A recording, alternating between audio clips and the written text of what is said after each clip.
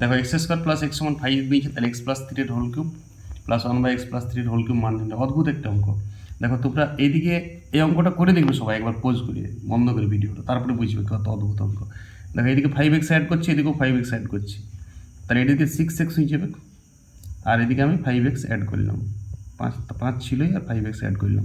দেখো এটা পূর্ণবর্গ প্রকাশ করতে গেলে এদিকে 9 অ্যাড করতে পারি, তাহলে এদিকেও 9 অ্যাড করতে হবে, তাহলে হয়ে গেল এটা x প্লাস 3 তার হোল স্কোয়ার। তাহলে এদিকে 5x আছে, আর 9 আর 5 14, তো 15 করতে হবে এটাকে। তো তুমি 5x প্লাস 15 অ্যাড করে দাও না, -1 করে দাও, তাহলে 14টা কভার হয়ে গেল।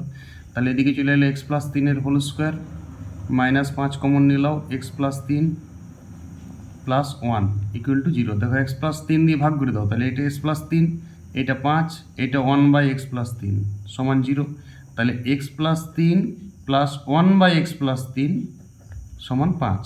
চলো এবার অঙ্কটা, এটার মানটা পাই গেছো, তাহলে চলো x প্লাস 3 প্লাস ফর্মুলা ফেলে দাও 1/x প্লাস 3 তার হোল কিউব বিযুক্ত 3 ইন্টু এইটা কাটিয়ে যাবে, ওটা লিখছি না, নিশ্চয়ই সবাই বুঝো অঙ্ক, স্ট্যান্ডার্ড অঙ্ক তো, একটু স্টেপ জামগুলো বুঝতে হবে।